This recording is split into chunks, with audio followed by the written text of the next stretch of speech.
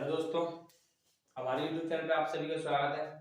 आज हम स्टार्ट करने वाले हैं 10th क्लास की फिजिक्स का पहला चैप्टर के न्यूमेरिकल चैप्टर का नाम प्रकाश का परावर्तन तथा अपवर्तन। इस चैप्टर को न्यूमेरिकल करने से पहले सबसे पहले आपको पता होना चाहिए इसमें कौन कौन से सूत्र यूज होते हैं और कौन कौन सी चिन्ह प्रॉपर्टी यूज होती है।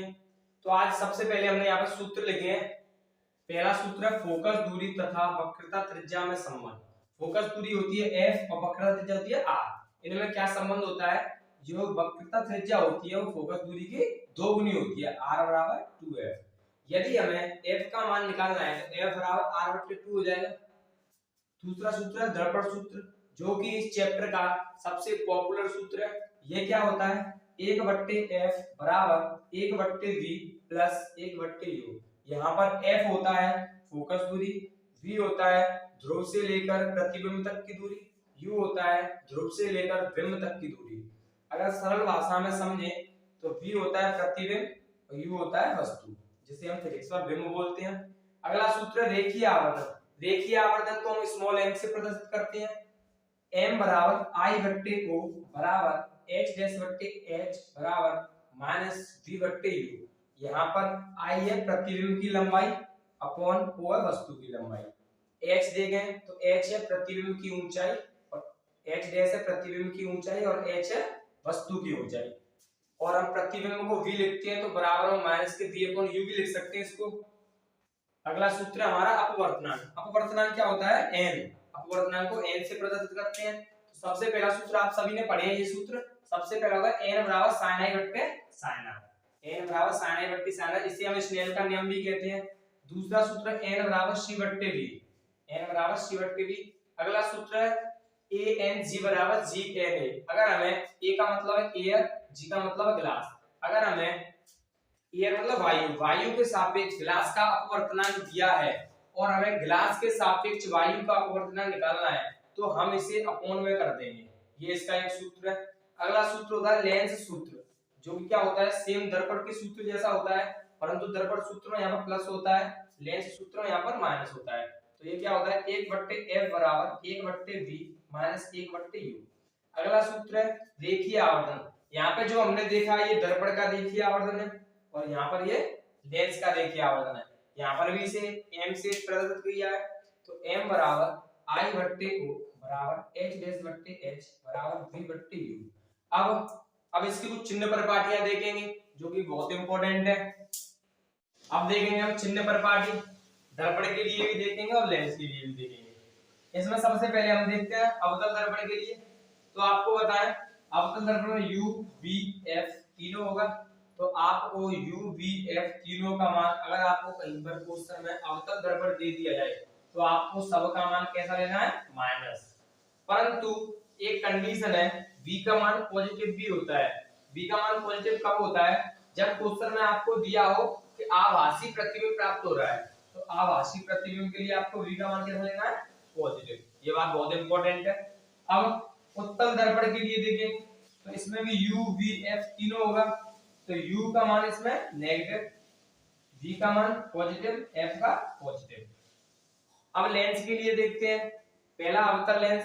अवतल लेंस में भी u v f तीनों ही होगा। तो u का मान भी नेगेटिव, v का भी नेगेटिव और f का भी नेगेटिव। मतलब ये है कि u का मान तो कहीं पर भी हो, चाहे लेंस में या दर्पण में, u का मान तो नेगेटिव ही होगा। अब दूसरा देखेंगे उत्तल लेंस। u का मान इसमें भी नेगेटिव, v का मान भी इसमें नेगेटिव और f का मान भी नेगेटिव। परंतु इसमें v का मान पॉजिटिव होता है अगर कंडीशन में दिया हो कि आभासी प्रतिबिंब प्राप्त हो रहा है, तो इसमें v का मान पॉजिटिव भी होता है। एक बार देखो शॉर्ट में बताएं आपको, u v f अगर आपको कहीं पर भी अवतल दर्पण दिया हो, अवतल दर्पण दिया हो तो आपको सभी दूरियां कैसी लेनी है? नेगेटिव। परंतु उस क्वेश्चन में आपसे कह दिया कि आभासी प्रतिबिंब प्राप्त हो रहा है तो आप v का मान आपको कैसा लेना है? पॉजिटिव। और u का मान तो हम सभी में नेगेटिव ही लेंगे। अब हम देखते हैं अपना पहला क्वेश्चन। पहला क्वेश्चन है एक उत्तल दर्पण की फोकस दूरी। फोकस दूरी क्या होता है? Small f। स्मॉल f सबसे पहले फोकस दूरी 12 सेंटीमीटर। कितनी है? 12 सेंटीमीटर। तो दर्पण की वक्रता त्रिज्या ज्ञात करो। वक्रता त्रिज्या मतलब आर निकालनी है। अब हमें स्टार्टिंग से अगर हम क्वेश्चन पढ़े तो दिया है एक उत्तल दर्पण, हमें पता है उत्तल दर्पण की फोकस दूरी कैसी होती है, पॉजिटिव, इसीलिए हम यहाँ प्लस लिखेंगे, पॉजिटिव ही तो होती है उत्तल दर्पण की।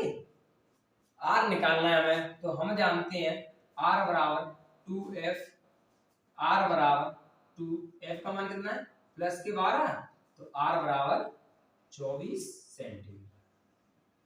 अब हम बढ़ेंगे क्वेश्चन नंबर 2 की तरफ। हम देखते हैं क्वेश्चन नंबर 2 को।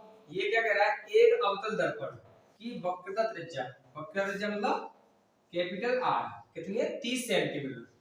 अब हमें पता है इसने बोला है अवतल दर्पण, और अवतल दर्पण में सभी दूरियां कैसी होती है माइनस की, तो वक्रता त्रिज्या क्या होगी माइनस की। निकालनी क्या है, तो इसकी फोकस दूरी स्मॉल f निकालनी है। हम जानते हैं r बराबर 2f होता है। अगर हम f का मान निकालें इस सूत्र में से, तो हमने एक और पढ़ा है f बराबर r बट्टे 2, जो कि r का मान हमें कितना दिया -30 अपॉन 2। अगर इसका डिवाइड लें तो f बराबर 15 सेंटीमीटर, जो भी आएगा माइनस का। परंतु हम जानते हैं कभी भी हम दूरी को माइनस में नहीं लेते। माइनस का तो यहाँ पर इतना मतलब है कि यह बता रहा है कि ये फोकस दूरी किसकी है, अवतल दर्पण, तो हम f बराबर कर देंगे 15 सेंटीमीटर। आपका आंसर तो पहला वाला भी सही है। अब देखते हैं क्वेश्चन नंबर 3। देखते हैं क्वेश्चन नंबर 3 को।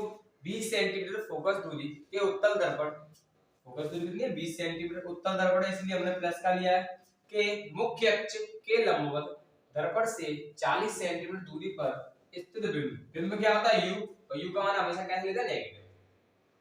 बिंब के प्रतिबिंब, प्रतिबिंब होता है v, प्रतिबिंब की स्थिति निकालनी है।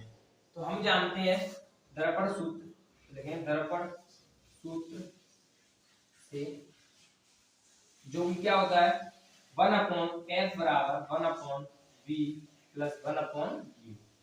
1/f का मान दिया है 20 बराबर 1/v का मान तो हमें निकालना है प्लस 1/u का मान कितना है -40। अब हमें पता है ये माइनस ये प्लस का क्या हो जाएगा माइनस का, तो 1/20 इक्वल 1/v माइनस 1/40।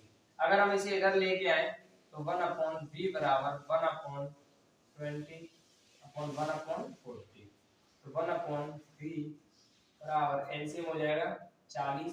इसका इसमें डिवाइड है 2 बार, और 2 का 1 मल्टीप्लाई है 2 बार, प्लस ऐसे इसका करेंगे तो 1 आ जाएगा, तो 1/v बराबर 3/40।